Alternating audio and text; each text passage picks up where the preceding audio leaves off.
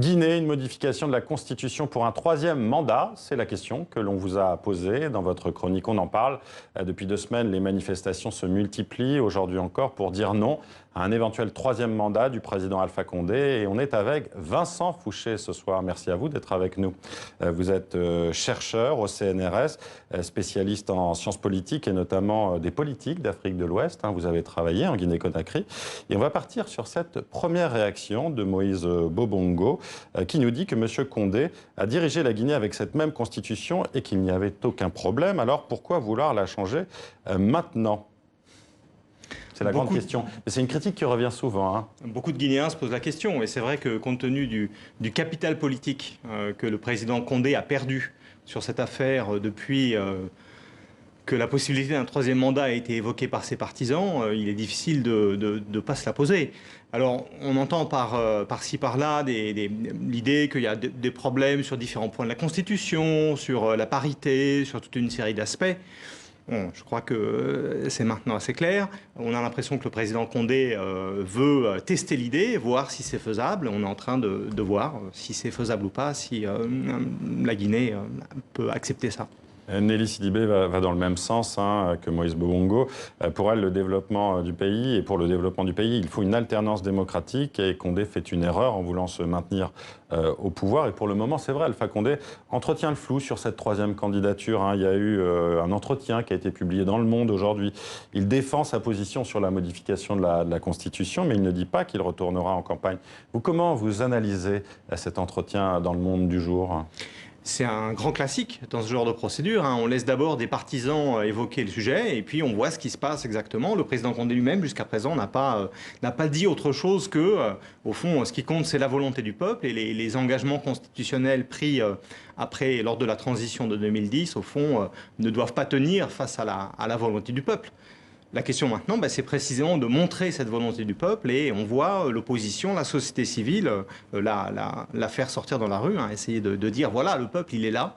On l'a vu aujourd'hui, on parle de dizaines de milliers de personnes, les organisateurs parlent même d'1 million de personnes, c'est un chiffre invérifiable, mais il y avait vraiment beaucoup de monde à Conakry.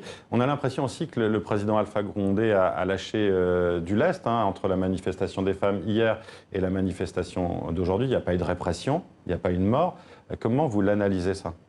Alors effectivement, ces deux manifestations étaient autorisées. Les images de Conakry aujourd'hui étaient très très impressionnantes. Bon, il y a effectivement des comptes extrêmement variés qui circulent, comme toujours dans ces cas-là. Mais enfin, je crois qu'il suffit de regarder effectivement les images pour admettre qu'il s'est vraiment passé quelque chose à Conakry.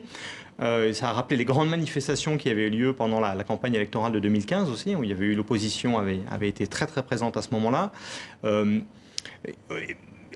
Au fond, de manière assez classique, et on voit ça depuis 2011, en permanence, le pouvoir joue un jeu de tension et puis de détente.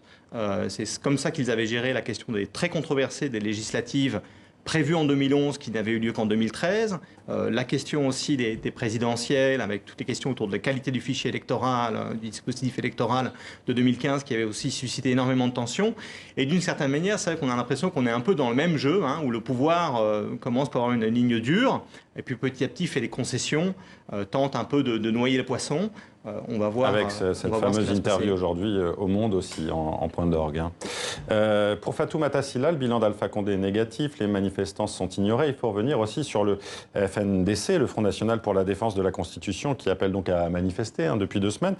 Qu'y a-t-il derrière le FNDC ? Société civile, parti d'opposition, syndicats ? C'est un grand mélange ? Alors, bon, au fond, un peu tout ça. Et c'est vrai qu'en Guinée, la vie politique, indiscutablement, est marquée en partie par la dimension communautaire. On voit bien que le parti au pouvoir et puis le principal parti d'opposition, le FDG, ont chacun un siège régional, une région dans laquelle ils font des scores assez remarquables, souvent plus de 90%. Mais là, on est en train d'avoir un retour à quelque chose qu'on avait vu en Guinée dans la phase 2007, 2008, 2009, une mobilisation vraiment intercommunautaire, interrégionale, qui rassemble toute une série d'organisations, les partis politiques d'opposition bien sûr, y compris d'ailleurs un certain nombre d'alliés d'Alpha Condé qui se sont éloignés de lui. Et qui avait vu d'ailleurs l'arrivée d'Alpha Condé au pouvoir aussi. Absolument. Et puis effectivement toute une série d'organisations syndicales et d'organisations de la société civile qui commencent à s'impliquer. C'est un signe intéressant et c'est vrai que c'est très rassurant, je dois dire, de voir une mobilisation qui ne ne se fait pas selon les lignes ethno-régionales, parce qu'on a quand même une sorte de présence de ça dans la vie politique guinéenne, une présence inquiétante, et c'est bien de voir autre chose. Est-ce qu'on pourrait voir justement la rue, les manifestants faire plier Alpha Condé ? C'est très difficile à dire. Il y a eu une longue histoire de manifestations au fur et à mesure des 2 mandats d'Alpha Condé, notamment durant le premier mandat. Il y a eu, la position l'avance souvent, hein. Il y a eu au fur et à mesure des manifestations plus d'une centaine de personnes tuées dans les manifestations, donc ça n'a pas manqué. Et au fond, Alpha Condé a été réélu en 2015 dans des conditions qui ont été contestées, hein, y compris si on lit le rapport de l'Union européenne sur les élections de la mission d'observation de l'Union européenne. Il y a des questions un peu significatives sur la qualité du scrutin. Voilà, on a un pouvoir qui s'est résisté. À quel point l'opposition va réussir à garder la pression, à quel point la communauté internationale aussi va prendre sa place. On a eu récemment un communiqué relativement ferme un groupe, la CEDEAO, les Nations Unies, l'Union Européenne, les États-Unis, toute une série d'acteurs comme ça qui ont quand même dit respect de la Constitution dans leur communauté, dans leur communiqué, ce qui est assez significatif. Maintenant, c'est vrai qu'on a des prises d'opposition plus timides, plus prudentes. Les internationaux sont très inquiets sur la Guinée. Vous parliez justement de la CEDEAO et Mamadou Sall Saniga d'Abidjan, lui, demande à la CEDEAO d'intervenir. Ce serait une bonne chose selon vous et quels seraient leurs moyens d'action ? Alors intervenir sur quoi? Pour le moment, on ne sait pas exactement ce qui va se passer, on ne sait pas quelle est la proposition, on ne sait pas si vraiment une proposition va être faite de réforme de la Constitution, dans quel cadre, hein, avec quel dispositif. Il est encore un peu tôt pour avoir une intervention de ce niveau-là. Bon, il est bien évident que en fait, les interventions internationales, les discussions ont déjà commencé, hein. La Guinée est sur le radar dans la sous-région et ailleurs. Mais ce qui est intéressant, c'est vrai qu'avec les précédents, par exemple, de la Gambie, on voit bien qu'il y a à la CEDEAO une attention à ces grands moments électoraux et un certain nombre de principes qui sont un peu en train de coaguler. Et la CEDEAO est un acteur intéressant.